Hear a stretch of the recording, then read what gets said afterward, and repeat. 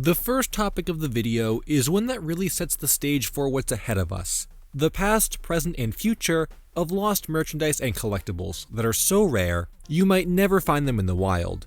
In the past, I've covered many of these on the channel that it's hard to believe there's still so many more out there. But it's one of my favorite categories to research, and you can learn a lot about both the piece of merchandise and the history surrounding it by doing so, like with this first item. It comes to me from Uriguri on Twitter, who sent me a DM regarding an awesome looking inflatable raft from Dexter's Lab that they won in a contest from Cartoon Network back in the 90s. It's a large item, being 48 inches by 28 inches by 28 inches, and features a bright print on the submarine portion of the inflatable, along with Dexter himself peeking out from the top above. I had never seen this before and had no idea where it came from. Apparently, there were no photos of this online, and Uri wasn't sure about its origin either, having looked through some early Cartoon Network contests, but none that showed this as a prize. It wasn't until a commercial from 7 years ago was dug up, uploaded by CDCB, of a summer 1998 promotion called Dexter's Duplication Contest. Basically, the point of the contest was just to watch the cartoon at 8 p.m. and call into the channel when the phone number appears. 100 winners would get prizes every night, all summer long, according to the commercial. And it's at this moment we can see the prizes fly by on screen. These include watches, t-shirts, a monster ball, and yes, even that submarine inflatable. Earlier in the commercial, they even drew the physical items in 2D and buried Dexter in them.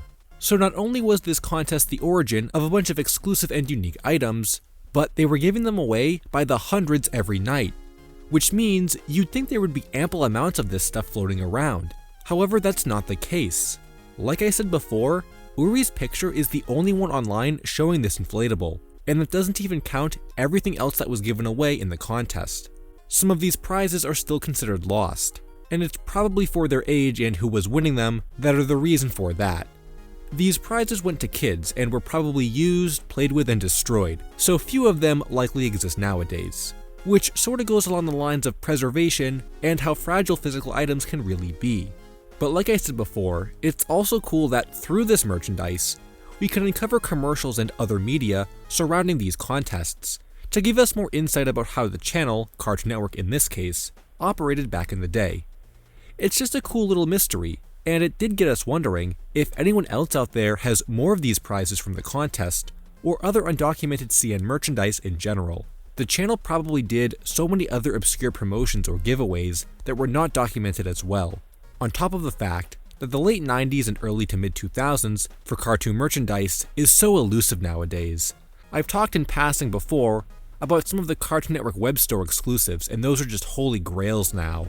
It's also worth pointing out that Uri's inflatable is in such good condition, with bright colors and no holes or bad scratches on the print. Even if another one of these was to show up for sale or something, there's no guarantee it would be in such good shape. Time isn't always kind to merchandise like this, so it's important to preserve what we can, and now we have great photos of this piece. The next topic I want to cover actually has nothing to do with cartoon merchandise or video game merchandise, and instead relates to book merchandise, though this series has had adaptations to other forms of media, so in a way it does still kinda count. Not too long ago, I got a message from YouTuber Crorana Burger, who I actually do watch and was surprised to see. I never thought there would be any crossover between the kind of content he covers and the kind of content I cover. But as a Diary of a Wimpy Kid fan, he had a mystery for me. Crorana Burger has done videos that showcase merchandise from a few different series before, and one of those was Diary of a Wimpy Kid. There's actually way more merchandise that exists for that series than I ever thought there was, most of which I had never even seen before. So the topic I was presented with relates to a photo, a simple keychain of Greg from the book series, made in his classic black and white style. It was explained to me that this Diary of a Wimpy Kid keychain was made by Funko in 2011, or at least it was supposed to be made by them, but that Crorana Burger has never been able to find another image of this keychain and is not even sure if it came out at all. Now the first thing I noticed when looking at this image is that it's a stock photo or factory photo, which means it was photographed by the company and is not anything a normal person would have made. So I did a search for Diary of a Wimpy Kid keychains and thought I had struck gold. I came across a Greg that looked very similar to the packaged one from Funko, except he was smiling and had a red clip. Upon first glance, I was thinking this was just the Funko one, altered and changed before it ended up releasing. But then I found out more information about it.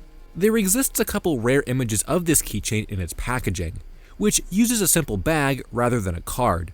But if you look on the back, it's clear it was made by Scholastic and not Funko. This was probably a promotional item that was released outside of normal retail sale, and the packaging even calls it a backpack clip, whereas the other product is referred to as a bendy figure on its packaging, or even bendy keychain, according to a listing on Entertainment Earth. It's actually strange that there was ever a listing for this item on a website if it never came out, but perhaps they were taking pre-orders at one point before it was cancelled. It even says right here the item is not for sale, and they don't expect to get any more in stock. Though I have seen other websites with sold-out tags on pre-order pages for products that never came out, so I don't think that's indicative that it did release. It's just odd that it ended up making its way to this site and no other big name ones, though I did find some listings that used the stock photo on some lesser known obscure sites. My conclusion as of now is that it's a product that simply was never released, but had a prototype made and was supposed to come out. Though at the same time, given the appearance of so many other rare items that I thought didn't come out, and then we find out they did, I can't say for certain that this keychain did not release entirely. We would probably need some confirmation from Funko or someone who worked on the line for that. Or maybe even just finding the prototype in the wild, carded or not, and then deducing that someone snagged it from the factory in China. A lot of times prototypes will resurface that way too, so maybe this was even sold on eBay at one point and just it wasn't documented. This is another cool mystery that I hope we can get a clearer answer on. Now, I'd like to take a moment and talk about a Lost Halloween prop that has fascinated me ever since I first talked about Lost props in my video from last October. Lost props is sort of an offshoot of Lost media and Lost merchandise, but there's a lot of overlap with the criteria that defines this category. Though this topic definitely falls more within the realm of media, specifically video content, and not just where the physical item is located. Now, there were quite a lot of different Lost props that I covered in my original video, but I couldn't fit them all in there, and one that wasn't included was one that I genuinely thought was really fascinating, and also really scary, and that's called Dark Puppet Theater. If you search for this one online, you won't find too much information about him, but a lot of discussion surrounding his release and rarity. Dark Puppet Theater was a huge animatronic created by Distortions Unlimited in the early 2000s and was only sold by them on their website for a short period of time. There exists a catalog page from Distortions that confirms this, and also gives us a great view of the character himself. According to the page, the animatronic could be bought individually as a single piece, or with the stage backdrop together, for around $2,000 and $9,000 respectively. Considering the high price of this piece, it seems to suggest not many were sold, and is why it's so rare. A Reddit post claims only 3 to 5 of them even exist at all. And, based on a decent collection of photos from the studio where he was being built, it looks like the space needed to store this would have been massive too, once again leading to less potential buyers. But despite all the photos we have of him, there are actually only a few videos of him in action, which is why he's not considered to be completely lost. There is one compilation on YouTube that put together a lot of the clips that are online, though most are grainy or not showcasing the original blank puppet. Here we can see him in action as he moves around on stage, before smoke envelops the figure as his head twists into an evil face, then lunges at onlookers. I genuinely think this is a horrifying prop, so I'd love to get some better views of it in action. The best video I was able to find was one that was posted on Reddit 2 years ago, showing a demonstration of the animatronic at some kind of convention. While the visuals and audio are some of the best we have so far, they're still not perfect, and fans have been vocal about getting clearer footage. I guess most of its documented sightings have actually been from trade shows, and it seems like nobody in the haunter community currently owns one. Most recently, as of 2 years ago, a Reddit post claimed the Horror Dome was selling one for around its original retail price. The Lost Animatronics wiki also points out that the 2019 animatronic from Distortions Unlimited, Attack in the Box, reuses Dark Puppet Theater's audio, so in a way we do have a clear version of that. And in fact, this is such a clear demo video of this animatronic, it's basically an example of what people want to see get found for the puppet. But I feel like for that to happen, someone in the modern day would have to find one, buy it, and then film it for the community. We probably won't find any old, high-quality recordings, simply because of the era this guy was made in and the rarity surrounding him in the first place. This next topic is one of the most bizarre merchandise mysteries I have ever seen, and it makes me feel nostalgic for the old days of the weird, unidentified Kelly toy prototypes that would just show up, or the weirdness of Toy Network seasonal Sonic plushes. It's just one of those topics that makes you stare at it and shrug your shoulders, trying to make heads or tails out of its actual origin or purpose. If you're familiar with Sonic plushes, and know about a lot of the older sets released in UFO catchers from the early 1990s, then you'll probably remember the Sonic plush that's known as Stringy Sonic. This is a classic, earlier interpretation of the character that used pieces of colored string for his arms and legs, and flat pieces of felt for his gloves and shoes. Though there is another version known as PVC Shoe Sonic. It has correct hollow plastic shoes. But the mystery here is with the Stringy Sonic, but not the normal blue version that you've probably seen in passing before, and instead, it's with a bizarre red one that showed up out of nowhere a year or so ago. Out of nowhere on Twitter, I was informed that a Stringy Sonic plush showed up for sale and was colored red, where all the blue of his fur was supposed to be. Now, my initial impression at the time was that this was a custom, and it was purposely being called a rare anomaly to get someone to spend a lot of money on it, which would not be the first time I've seen customs or even outright bootlegs being passed off as legitimate. But that just doesn't seem to be the case here. Upon visual comparison to a real Sonic, the materials and construction seem to be exactly what was used at the time. Not only that, but there was no sign of a tush tag having been cut or removed from the plush, which suggests it never had one. The conclusion most people reached at the time is that this was a prototype or sample that was constructed in whatever fabric the factory had around before they used the blue. It was hard to argue against that being the case, but I still wasn't completely convinced at the time. However, I was informed on Twitter that another color variation of the Stringy Sonic showed up. This time it was a black one. All of the same details, or lack thereof, applied to this guy as applied to the red one, only that his color was different from the blue it should be. Considering this is the second variation that's appeared, I don't think it's a coincidence that two different colors exist for the same plush. More likely than not, these are factory samples that were somehow saved from the factory all those years ago and have been kept safe ever since. And when it comes to action figures, I've definitely seen test shots of figures from all different colors that use the same mold, so it's entirely possible they did more than one test on this Sonic. However, there is one detail that is still raising an eyebrow for me. According to a comment on Reddit on the post for the Black Sonic, a user claims that this one is being sold by the same seller who had the red one, and for a much larger price. Unfortunately, the seller only touts him as being rare, and a once-in-a-lifetime purchase, but provides no further details about his origin. I guess it would make sense that one person would have both, but it just makes me wonder where these really came from, or why the seller waited an entire year before selling the second one. Still, it's fairly hard to debunk this as being a prototype, as if these were fake, whoever made them would have had to have put in a lot of effort to recreate the plush so accurately. Something else to consider is that it was also suggested these might not exactly be tests from the factory, and rather an actual cancelled product line of color variants. People had speculated at one point that the red one was part of a cancelled Sega Sonic Bros set, and while a yellow Sonic would need to exist to better support that theory, even with these two colors it suggests maybe there were plans to do more things with the pattern that never saw fruition. There is a set of Sonic plushes that reuses one of the original lines, but placed onto plastic carts for no reason.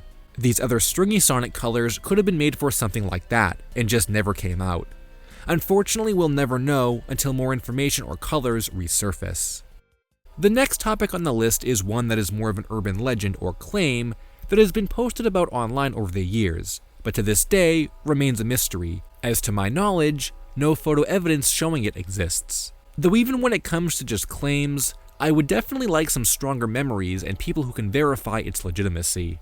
Now, that alone probably makes you think I pulled this rumor out of thin air or from some sketchy website, but I swear it was once posted about in the Star Fox community. Many years ago, when there was much less content for Star Fox online, I came across a mention from somewhere that claimed, in order to promote the original Super Nintendo Star Fox game, Sears stores were sent demo kiosks that were shaped to resemble R-Wings from the game. These kiosks included a CRT that had the game running on it, as well as the seat of the R-Wing itself, allegedly being equipped with a rumble feature that would match up with the action on the screen. Now that sounds like a really cool promotional item, but the problem with it comes from the fact that I don't know where this information came from. If you do a search online nowadays, you can find it on both the Star Fox and Nintendo fandom articles, but there's no source and those can be unreliable in the first place. This info must have come from somewhere else, and I'm sure I did not first read about it on a wiki. But wherever I did find it from originally, I recall there being no picture, which is why it piqued my interest in the first place. I've tried looking around for older Star Fox fan sites, and at first I thought it did come from this old Star Fox Den site, but it seems like it wasn't this one exactly, because I can't find a mention of this kiosk on here. Though interestingly, this webpage does have a rumor section and includes a mention of the cancelled Toy Site figures, as well as a rumor that Farah was included in the original Japanese Star Fox plush set, which is not true according to the set sheet. It's crazy to think that these plushes were still so mysterious to US fans back in the early 2000s. But regardless of the origin of the kiosk claim, the real piece of content here is simply a picture that displays it. That's something I want to see. And unless some private collector got their hands on one once Sears was getting rid of them, we likely will never see this. Or maybe some of them were sent back to Nintendo and they're sitting in a warehouse somewhere. While I was doing some looking around, I did find a more modern kiosk demo for Star Fox Zero that is likely reminiscent of what the SNES one would have looked like, with the open R-Wing seat and the game screen being placed off to the side. But still, I want a real photo of the original. Could you imagine having a setup that included both the statue of Fox that was used in retail displays and the R-Wing itself? Maybe some huge fan out there actually does have both, but we would definitely need some pictures to verify and unearth this piece of lost media. To finish the video, let's do a round of found or concluded merchandise mysteries that I've talked about in past videos, just to give you guys an ending to the topics. The first older mystery that comes to mind, and hasn't been talked about in a few years, are the mysterious Dead or Alive action dolls from Epoch that I talked about after having come across like 2 images for. This set was based on Dead or Alive 2, released in the early 2000s in Japan only, and contained Kasumi and Ayane from the game. Like I said, at the time I couldn't find any real information about these or why they existed, only that they seemed to be very rare. However, in the years that followed the video, it seems as though their rarity was the direct result of their obscurity, and not because they were limited releases or prizes or anything like that. Basically, they were just part of a really weird doll line called Nine that didn't last very long, with Kasumi and Ayane being the only ones from video games. Dead or Alive is a fairly unpopular series with not a lot of merchandise, so I think people just didn't really care or know about them at all. But then slowly, more and more of them popped up for sale, and nowadays there are ample amounts of photos and listings for sale that have gone up. I ended up getting Kasumi from Yahoo Japan not long after that video, and just recently, I found Ayane by accident from Surugiya, so they're out there now even when you're not looking for them. You just have to keep your eyes open. Secondly are the Yakuza action dolls by Asmus Toys, which are much harder to find than the Dead or Alive dolls, and were released early on by their company in the 2010s. Specifically linked to their rarity were their release history, with both Kiryu and Majima being Wonderfest exclusives in the early 2010s, though leftover stock was sold on the Asmus website after. The mystery with these guys wasn't so much about their rarity, and rather their authenticity, as I had heard claims and seen photos of dubious quality ones that suggested the official releases had been bootlegged. This would make finding official releases so much harder, and you'd have to worry about replacement parts being made from China, possibly being put onto real bodies. You see that a lot with the Resident Evil Hot Toys figures. Well, a while after that video came out, I found both characters for sale, and despite believing I was buying fakes, I bought them anyway on a gamble. But I can report they are indeed authentic. Now, there's nothing definitive I can say about these to prove they're authentic, other than the fact that the pictures in general do not do them justice. In person, these look exactly as good as some of the legitimate pictures that float around, of people who bought them from Asmus's website itself. I think they can just look really bad in the wrong lighting, and actually were hand detailed, which accounts for the slight variation across photos. The back of the box even displays 2 other characters that were never made, Majima actually feels like he's going to snap at any point, so it suggests that as the line went on, the quality decreased until it was eventually cancelled. Finally are the Tekken vinyl figures from High Dream Corp. They were one of the first big merchandise mysteries I talked about on the channel, besides the video game plushes from Kelly Toy and Toy Network. Once again, at the time, there was like no information about these large vinyl figures, and getting pictures of them was unbelievably difficult. At the end of that original video, I did say that I found Jin from eBay UK, and did end up getting one back then. Since then, I have seen a couple Pauls and Heihachis show up, but nowhere near to the same levels as the Dead or Alive dolls, so I think these Tekken figures became rare due to their regional availability. For whatever reason, people seem to recall the figures being available in Toys R Us in the UK. I found that weird website from France that was shipping them, and even a couple boxed sets on a Chinese website, likely old stock that was never shipped out. If these had been released in more areas of the world, there would be more in circulation, and more people would have been aware of them in the first place. However, there are still no photos or evidence suggesting the rest of this PVC figure line was ever released, besides appearing in a factory photo. So at this point, I'm going to say they were just cancelled. Devil Kazuya was never even seen in that photo, so he was probably added onto the boxes prematurely. At the end of the day, it's nice to have an archive of merchandise like this, and let more people be aware that they exist at all, so less of it will fall into obscurity and become lost media. Hey guys, I hope you enjoyed the video. Be sure to check out some of my other lost media videos. Thanks for watching, and until next time, Finn.